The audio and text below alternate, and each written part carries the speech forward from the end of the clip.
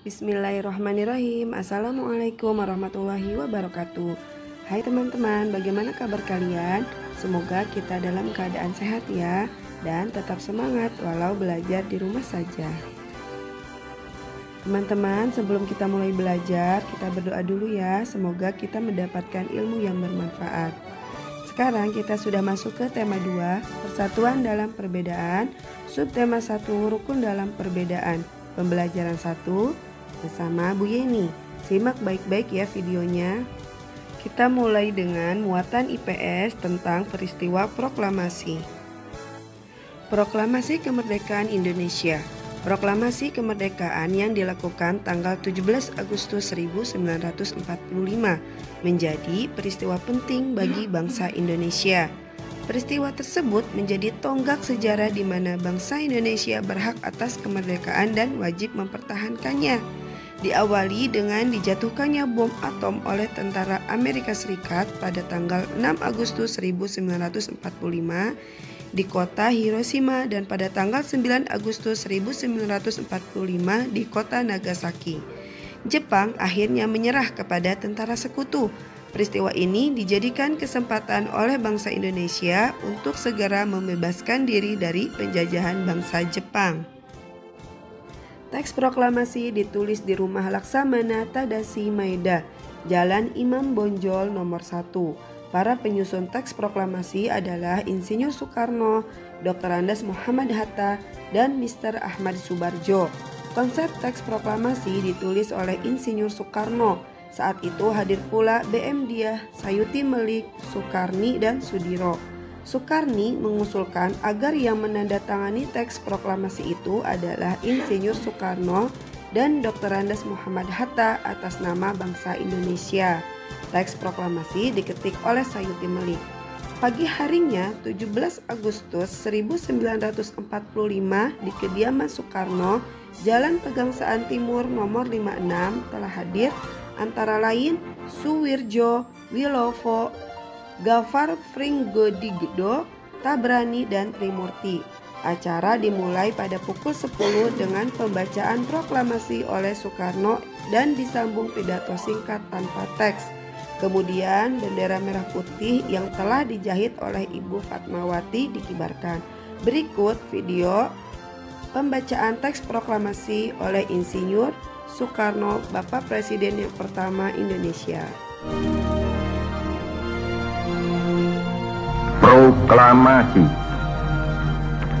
Kami, bangsa Indonesia, dengan ini menyatakan kemerdekaan Indonesia. Hal-hal yang mengenai pemindahan kekuasaan dan lain-lain diselenggarakan dengan cara saksama dan dalam tempo yang sesingkat-singkatnya. Jakarta, 17 Agustus 1945, atas nama bangsa Indonesia, Soekarno, Hatta. Nah, setelah kita melihat peristiwa proklamasi yang dibawakan oleh Insinyur Soekarno, kita bisa mengambil makna dari proklamasi kemerdekaan itu tersebut. 1. Puncak perjuangan bangsa Indonesia melawan penjajah. 2. Pengakuan kepada dunia luar bahwa Indonesia adalah negara yang merdeka. 3. Menaikkan martabat bangsa. 4. Perjuangan sebagai negara baru yang mandiri dan tidak tergantung kepada negara lain. 5. Tonggak sejarah negara Indonesia. Sekarang masuk ke muatan bahasa Indonesia. Melengkapi peta pikiran. Berdasarkan teks tentang peristiwa proklamasi, kalian akan membuat peta pikiran. Nah, peta pikiran ini akan membuat 6 pertanyaan yang berdasarkan tentang proklamasi kemerdekaan Indonesia, yaitu ada apa. Nah, apa ini untuk menanyakan kata benda, bukan manusia ya. Lalu, bagaimana? Nah, bagaimana ini untuk menanyakan cara. Mengapa? yaitu untuk menanyakan sebab atau alasan. Kapan? Untuk menanyakan waktu. Lalu siapa? Untuk menanyakan nama orang. Di mana? Untuk menanyakan tempat, ya. Bisa di mana, kemana, atau dari mana. Masuk ke muatan IPA. Teman-teman, kerukunan dalam perbedaan memerlukan adaptasi atau penyesuaian diri. Berlaku untuk semua makhluk hidup, manusia, hewan, bahkan untuk tumbuhan. Ada peribahasa, di mana bumi dipijak, di sana langit dijunjung. Maksudnya adalah agar kita bisa diterima oleh lingkungan sekitar, kita harus bisa menyesuaikan diri. Nah, sekarang kita akan mempelajari adaptasi pada beberapa tumbuhan. Teratai hidup di air. Teratai berdaun lebar dan bulat untuk mempermudah proses penguapan. Batang dan akarnya mempunyai rongga udara.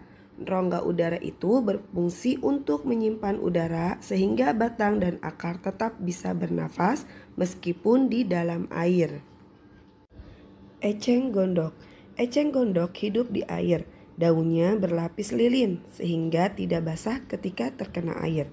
Pangkal daunnya menggelembung sehingga dapat mengapung di air. Tumbuhan bakau. Bakau hidup di air.